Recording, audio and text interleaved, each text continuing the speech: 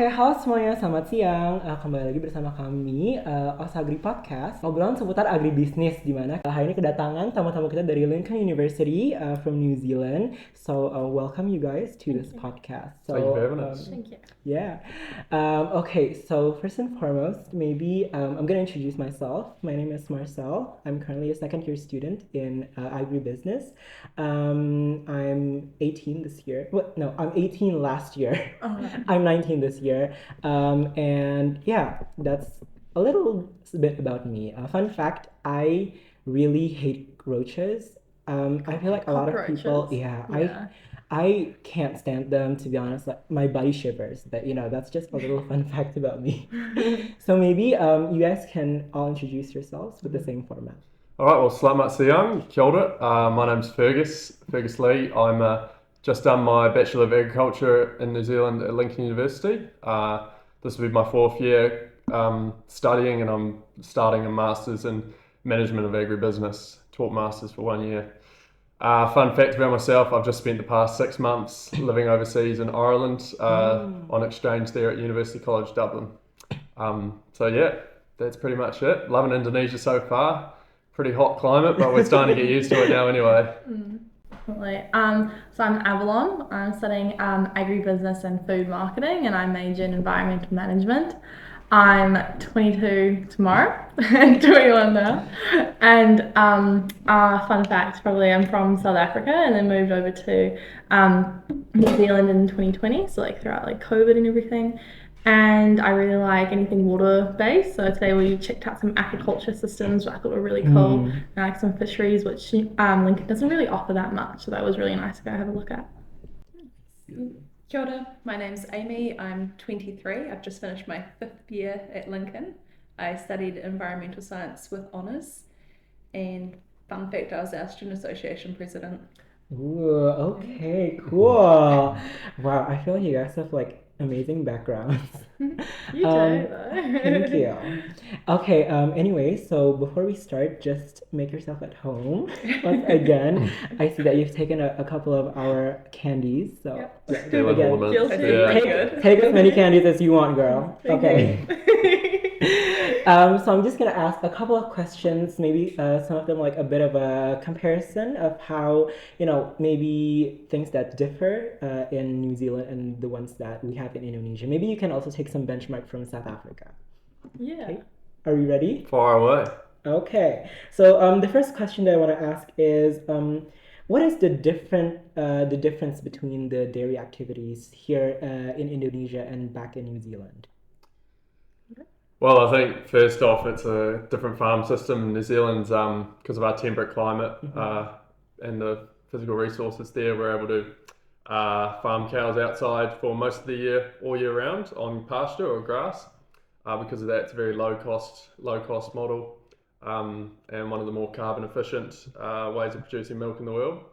In comparison, we've visited a local co-op in Malang where the average herd size of the members was 4 or 5 cows, and then we've also been to a corporate greenfield dairy farm in Malang that had 9,000 cows on the one farm, which was impressive to see.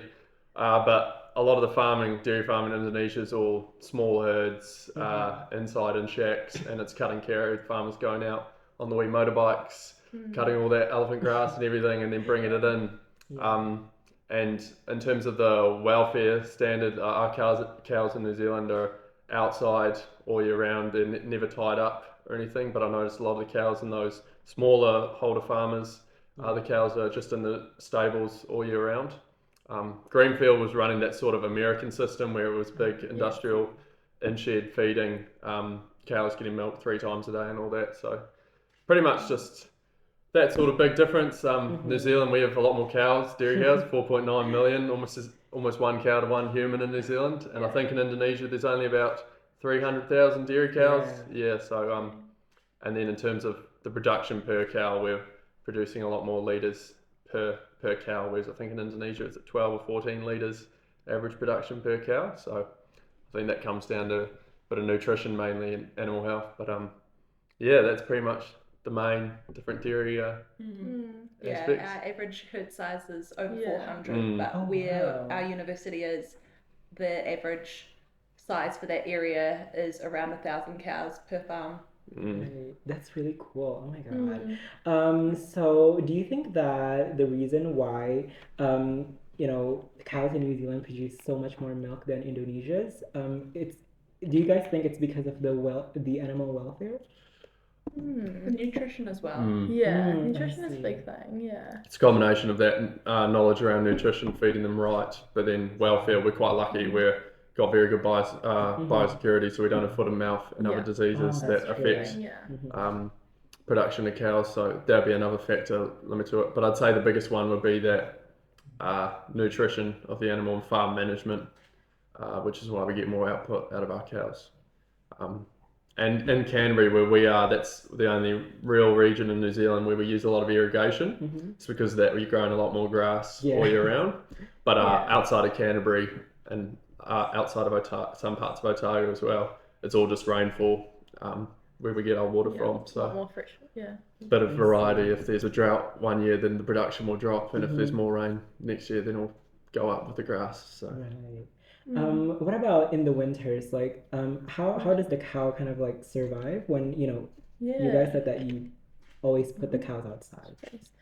Yeah. So we stopped milking our cows around end of May, start of June, and then often farmers will walk their cows to another farm or a different area for the winter because it's a lot colder, so grass isn't growing, so we have winter crops. So they might be like a type of beet, like fodder beet, or it might be something like kale, so they have more metabolizable energy per hectare. So feed the cows that for the winter, they're not being milked, and then come early to mid-July they'll start milking again, and that's how they kind of do it. We also feed them more roughage during the winter and make sure they're sheltered if there's any bad weather. And that'd be typical of the South Island where it's colder, so you'd have winter crops, or there's a minority of farms are starting to have sheds for the winter months. But then in the North Island, up in the Waikato, up further north where it's warmer, the grass is less growth, but it is still growing, so they're able to keep their cows outside for the whole year round. But do you guys think that the whole process of not milking your cows in the winter and, kind of like still providing them with like winter crops, how's the cost management there? So, I mean, our system, we calf once a year. Every cow calves once a year, and they dry off for those months, and that's based on the pasture growth curve. In spring and September, October, that's when our grass peaks. So that's when you want your cow to just calf before that. So their production matches the feed that's available. But in terms of how that works, Winter feed's expensive. But the system seems to work for our needs.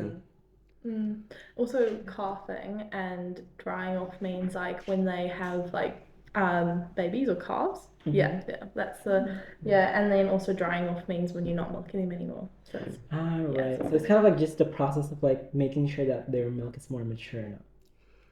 It's just just like reducing their needs for feed. So once you dry them off, they stop producing milk, obviously, and then they don't need that energy because they're not producing milk. So and their body condition slowly goes down throughout the year because they metabolize more fat off their body to match the energy of the milk.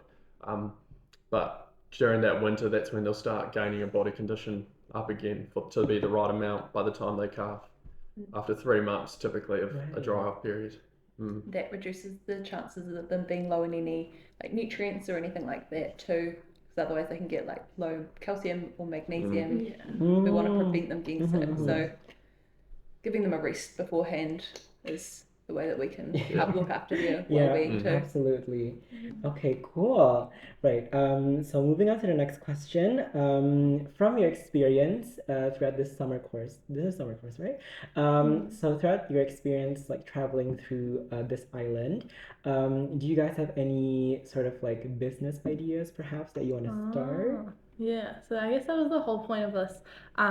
It's kind of like summer school exchange type of thing, is that we were sent over here to, at the end of the trip, which is on Friday, we present like a business idea. So in the middle of the trip, we had to come up, I think it was like 4 or 5 ideas, and then we'll discuss that, present that, and we'll get some feedback on it, talk to some of the locals, talk to our peers, and see which idea would work and which wouldn't, and evaluate that. And then on Friday we got to present our final idea at all of them. So it's kind of to create import and export between Indonesia and New Zealand, as well as like job opportunities or just trade between each country, obviously benefiting like income for either one and connections and business opportunities.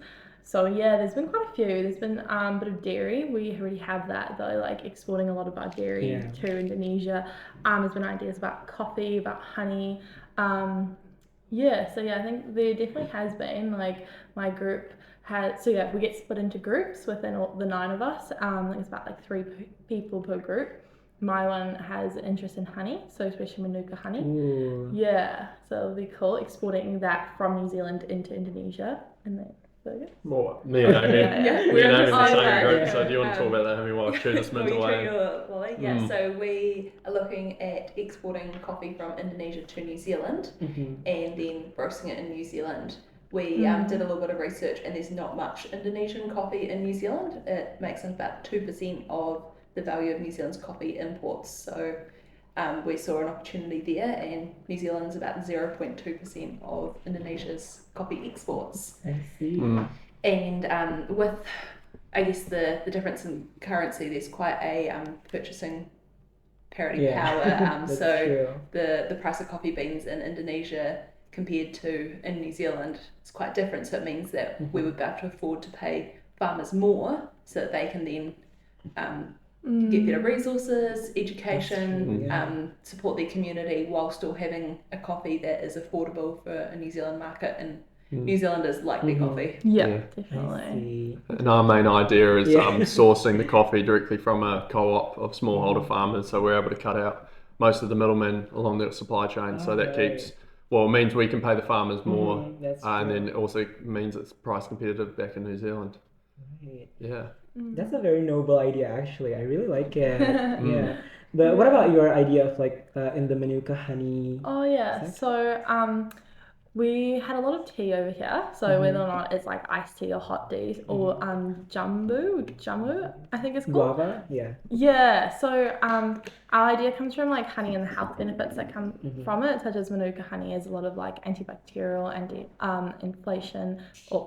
inflammation, and we're gonna have a look at exporting New Zealand Manuka honey and putting it into like teas or like powder to have either on the go or like little pick me up if you're not feeling that good. Like quite, I wouldn't say a super common drink, but a drink in New Zealand that you can have would be, say, lemon tea and ginger if you're not feeling that great or if your throat's a little bit itchy. You do that. So we think about doing that either in like a cordial. So there'll be like a concentrate or like a powdered form. I think we're stemming more towards a cordial. Oh, that's cool. Yeah, and having that either like on the go, like convenient, or in a social setting, so making it dual action as well as like healthy and beneficial for you. But yeah, having it like amongst your friends or with a meal or something. Yeah, implementing the social part of it, the convenience, and also the health benefits. So yeah, and bringing Manuka honey because it's pretty sure it's a native New Zealand product, so yeah, bring a bit of like New Zealand into the country would be good, and advertising it as New Zealand, and then putting some like Indonesian teas into it.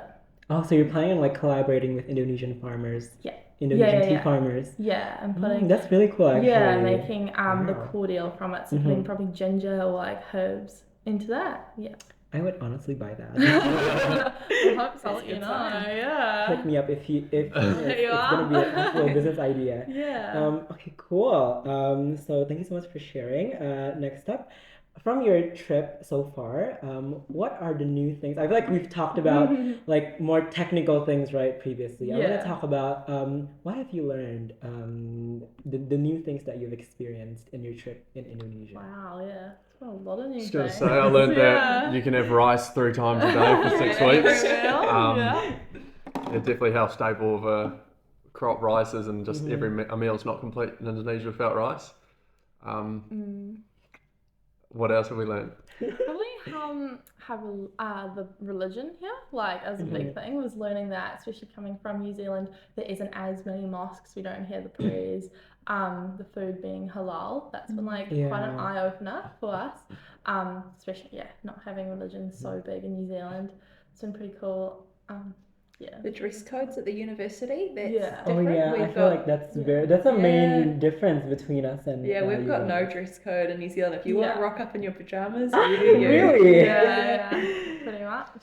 That's really okay. In the winter, just short rugby shorts, singlet tops, and then gumboots that you leave at the door when you go into your lecture room. And that's where the contrast is that we've seen a lot of motorcycle helmets outside lecture rooms, whereas in New Zealand, those would be our gumboots stacked up by the lecture room. I was going to say, another big thing I've learnt is that you can operate a road a lot differently here. When we first landed in Surabaya and got taken to Erlanga, I almost had a heart attack. The amount of mopeds, motorbikes merging, just no regard. It's like organised it's just chaos. like impromptu in the road. We're just like, how do I say it? Like, we just let it flow. We've noticed that. Yeah, like there'll be cars coming from all directions, but the driver's also really calm, and there isn't a lot of like road rage. Like if you had a car in New Zealand zooming up next to you, you'd probably get quite frightened. Like our drivers have been so confident and have been so relaxed through the whole thing. I just find closing my eyes when you're somewhere is the only way to relax really in transit. I feel like we just use our feelings a lot here when we drive, you know. So like, when we want to make a turn, for example, you know, some people don't even use turn signals. We've noticed that. And those people who use turn signals the wrong way, you know, like you want to go right, but like you indicate to the left. It's like, oh my god. I love your traffic referees as well. The guys with the whistle on the road, you know, stopping cars. Like, who needs traffic lights? Let's just get those guys in there. So that's quite impressive how it all seems to. But we really need them, like with the amount of mobility that we have in Indonesia. Exactly. But like talking about the halal food, it's actually very interesting because I think compared to you know, New Zealand or Australia or any other country really, I feel like our law on halal foods are really strict. It's quite strict. Yeah. I mean, when you want to operate a restaurant, there are certain steps that you have to. There are certain things that you have to qualify for, and I think one of them is. I mean, these are for some restaurants only. I mean, like you have to make it halal for. Like meat manufacturers, like Cargill, when they operate here, like they have to comply with our halal regulation. I feel like that's something that's kind of new to a lot of people, right? Because in New Zealand you don't have that. I think Fergus has got some stats on the like in New Zealand. Well, in New Zealand, there's 1.5% of our population are Muslim, and pretty much half the population's non-religious. So government and churches are separate. So government policies aren't related religiously, but. A lot of our exports, we obviously export a lot of dairy and a lot of meat overseas to Indonesia. 6% of our exports are dairy products. And particularly on the meat chains, there's obviously halal chains. So we're able to qualify meats as halal certified so that we're able to access markets in the Middle East or Indonesia or Malaysia. So there's food safety regulations in New Zealand. So around sanitation and that, but no halal regulation. If you were looking for halal food in New Zealand, you need to source it from a specific halal supermarket, which is very few. You know. I see. There isn't as many. So basically, like when you guys produce food, it's like the safety regulation is like it's not based on a religion. No, our health and safety isn't. I'd say it's been pretty interesting. Even just looking at the water here, it's halal food for water. In New Zealand, that's like very different meats. Because I feel like in Indonesia, every company that mass produces like a consumption product, like they have to have the halal certification. So everyone can consume it, I suppose. Over like 60% of our population are Muslims, right? So like, 87%, I think. 87% of the population in Indonesia is Muslim. So I suppose when it gets to that, you do need to, like everything you do needs to be related to them. That's Definitely. true. Yeah. Although any Muslims wanting to come to New Zealand definitely can, and like there's a lot of options on the food and checking your packaging, such as like beef or chicken. The sticker will be there as well. We've got the same little sign on it, or just speaking to a restaurant you're going to, or having a bit of research on where you're going. That's we true. were discussing near Lincoln in Christchurch, in a place called Addington, which is a little area. There's a halal butchery there. So and it is growing. The industry is growing quite a bit. I work in a hospitality, like cafe kind of place, and we order in like halal beef and halal chicken. So any like tourists or say Muslims coming in can still is have it like that. a separate menu? No, so we only have halal beef and chicken at where I work. But yeah, I wouldn't say quite like a separate menu. If you're wanting to go to a restaurant, there's certain things can be different. Yeah, I think some things, if you look into it, such as our cheese, we're definitely stepping towards of a non-animal rennet. So it's vegetarian cheese. We're using vegetarian rennets in that. So that would be halal certified. Yeah, a lot of our cheese is halal certified. That's really cool. Yeah, exactly. Yeah, so there's still a lot of options. And just having a little research into it or checking out the meat before you buy it. Even though the population's only about 1.5%, we still have some of that. Yeah. Yeah, I really love your efforts to inclusivity. I feel like that's very important. Oh yeah, right? yeah. I think New Zealand tries to be very inclusive with all nations. Yeah, all cultures, all nations, all races. We're one. Yeah. That's okay. Yeah, that's really really cool. Yeah. Okay. Next up. Okay, this is. So I want to ask, what are the? I think this is sort of related to the previous question, but what activities do you do in New Zealand that you may find unfamiliar in Indonesia? When you say unfamiliar, like we wouldn't do them here in Indonesia, or Like, it's just not you're not very used to it. Skiing. Okay, yeah. Yeah. It's probably it's pretty easy. We were discussing that before, but it's probably the skiing, especially I guess on the South Island. There are some good ski fields on the North Island, but we got Mount Hutt. We were discussing our Lincoln clubs. We got LSD and the Lincoln Borders Association, which is like a lot of skiing and snowboarding. So that's pretty different. I don't think Indonesia will have a lot of skiing here, a lot of snow. And then the big thing for me, I'm involved hunting club at Lincoln. So the South in New Zealand, we have no natural predators. We have a few introduced species of deer and tar, Himalayan tar, and chamois mountain goats. And pigs as well. So what you find is a lot of, and especially in the South Island, a lot of wilderness, mountain ranges, and it's public land, so anyone can go there. And you can, provided you got your firearms license, you're able to hunt there and then take that meat home. For me and my flat, I flatted with 9 people last year, and we had a couple of big chest freezers in our garage. So I don't think we bought any red meat from the supermarket that year. But so that's a big thing. We're quite lucky. The South Island is, I think, slightly larger island than Java, and yet only 1.25 million people living on it compared to 150. So just a lot more uninhabited, cool, natural wilderness.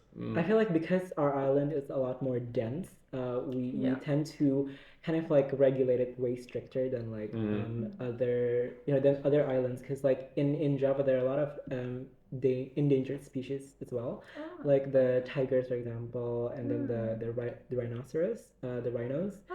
Like they're both endangered animals, right? So we have to have a lot of regulations and safety measures to make sure that when people are hunting, they're not hunting the wrong animal. Those cases have happened often. I feel like there have been a lot of cases that made it to the news, like male 25 killed killed a tiger on accident. It's very it's very unfortunate to see that, but I feel like that's because New Zealand doesn't have natural. Yeah, we don't have any endangered mammals really. We have endangered birds, and they actually get at risk from other introduced pests like possums, ferrets, stoats that we try. Cats, wild cats. So we trap them, work to kill those pests. But we don't have any sort of tigers or rhinos that I'm aware of anyway. Of course. Okay. Moving on to the next question. Oh wow. Maybe you guys can say a few words in Indonesian. Ooh. Do you guys have you guys learned any Indonesian? Bagus. Okay, that's one of them. Selamat pagi, selamat Selamat pagi, siang, selamat selamat siang. sore, selamat malam. Selamat datang. Terima kasih. That Yeah. one's used quite a bit. Terima kasih. Hati-hati. Yeah. Hati-hati, yeah. Yeah. Nasi goreng. Nasi Yeah. goreng for breakfast, nasi goreng for lunch and dinner. Yeah. Yeah. Um, Covering all them things. that's pretty much it actually. Like all 10 words that I know in Bahasa. Satu, dua, tiga. Oh Yeah. yeah. Satu, dua, tiga. Yeah. Yeah. But at least you know how to count. Yeah, we know Yeah. how to Well, count 1 to That's 3. Yeah. That's all photographer asks for. Yeah. We know how to say thank you and count to Mm. 3. The Yeah. important things. That's Yeah. on period. Yeah. Okay. So maybe you guys can give a few words about how you feel during this program. Maybe like how you feel Sounds cool. throughout the program. Yeah. We've had a really good Yeah, time. it's We're been really great. grateful to everyone who's made us so welcome, who's helped us out. It's been really interesting seeing all the different places. We've really enjoyed learning about the agriculture, and it's been Yeah. really good. Yeah, it's been a great trip. I think probably a big highlight is just the people. It's like who we meet, the friends. Every university we've gone to, we get like a little group of buddies, which we not only like hang out with during the day at uni, and on field trips, but we invite them out to dinner, or they invite us out Wow. places and show us a bit around. Mhm. I think without having buddies, the trip would have been very different. Is having That's people true. around our age and and locals, and have like a really good taste of what it's like to be like Indonesian, to a point where we used to stay in a hotel. But yeah, that's been really good. It's just the people, like everywhere we go, everyone's very friendly. We like New Zealand's quite a friendly place, but here to the point where you feel really safe with them, really welcoming. We had a really great trip in Surabaya. We met some really good locals as well. So that's kind of just like trusting certain people and just being like, I'll go with it and have a good taste of the culture. Yeah. And Yeah. well, a lot of us probably agreed that we wouldn't have usually have gone to Indonesia otherwise, such as like Bali being such a big tourist destination, Yeah, or that's Lombok. I talk to my friends back home, and all I hear is like, "Have you gone snorkeling yet? Have you gone surfing?" It's like, no, we're actually getting a really different taste into Yeah. Indonesia, into Java. That it's not just touristy. It's not just like beach bars or good surf and stuff. It's a lot about the people, it's the culture, it's the music, it's the food. Seeing those kind of things, which we would never really have the opportunity to do besides that, unless you walk up to a local in the street and be like, hey, do you want to be friends? You know, like having the buddies has been really good. Yeah, definitely. It's been awesome learning about how like rich Indonesia is in culture. You know, Yeah. like over 700 Yeah. languages, all the islands. We've been lucky. We've done batik 3 times now. Ooh. We've just mastered it. We've cooked beef rendang. Okay. Yeah. We've done 2 traditional dances, Mm-hmm. Indonesian dances. One in Malang, and then also Surabayan cultural dance. So it's all quite cool. Just in comparison, like just the amount of Yeah. diversity in cultures. You know, we heard at the start that like Indonesia's made up of all this many people, but that diversity Yeah. results in like That's true. Languages. The languages. Yeah. I feel so like many because we have thousands of Yeah. islands, like everywhere you go, it's a different culture, it's a different language, and Yeah, you we know, noticed that. yeah. So yeah, no, like Really great. one of the best times of my life. You know, coming to Definitely, yeah. island of have the Java. I honor. don't think we Yeah. would have really gone to unless we got this opportunity. You know. Yeah, and obviously, of course, like recommend it to anybody as well. I'll be like, Yeah. come to Indonesia for like 6 weeks, or wherever like our prime minister trip goes to. But yeah, seeing what it's really like. Definitely. Yeah, having that opportunity, because it's really rare that we can do this. Like meet people, travel around, go to different unis, see how farming works, see how the educational. Islamic economics, which I didn't even know was a thing before we came here, like let alone there's a whole department for it. Yeah, it's been really good. Cool. Okay, well, I hope that I'm one of the people who Of course, yeah. I'm one of the people who you like to meet. Well, I guess that wraps it up for our podcast. Thank you so Yeah. much for participating. Well, Terima kasih. Thank Yeah. you. Terima kasih, absolutely. And you know, I hope that you guys have had a good time here, and that you guys can share your stories when you're back home, maybe. Thank you.